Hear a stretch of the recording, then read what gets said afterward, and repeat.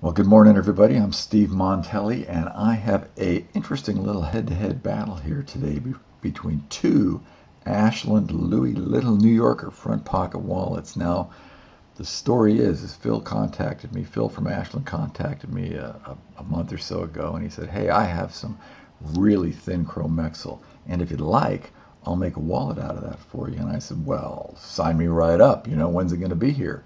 So this is the wallet that he made. It took a few weeks for him to make it and get it out to me, but this is the wallet that he made. This is my original Ashland Louie Little New Yorker front pocket wallet, and I thought this was some thin chromexel at the time. And as you can see, it's really, it's thin. It's thin. But let's compare the two. Now, this is the new one, just got it yesterday. And the deal with chromexel is let me just show you this pull-up effect. Chromexel is known for it's what's called pull-up effect.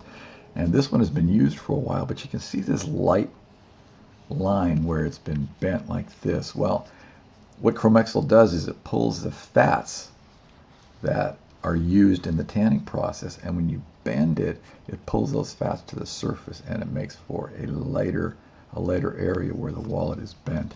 Now, this new wallet has not been used at all. I've just put a few cards in it once, but there is really no pull-up effect here yet. The leather is a little shinier too, as you can see. Maybe you can't see, but when I look at it, this leather looks flat, and this one is shiny. So I don't think you're getting that full effect on the camera. But let's take a look at the differences. Let's just take a look at the edges here. So you can see, just looking at it here, how much thinner the leather is on the new wallet than the old wallet. You can see how much thinner that is. Let's turn it around this way and check out that angle.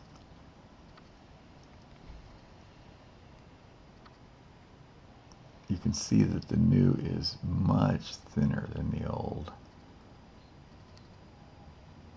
Big difference, big difference. Now, I've got an objective measure of these here today, and I wish I had a caliper. I'm going to have to get one of those so I can actually measure the thickness of this. But what I do have is I have a postal scale. Let's see if I can get this thing to, there we go. Let's see if it's going to zero. Zero, please. There you go. Zero. Now, this is the first Ashland. Zero. Zero. There we go.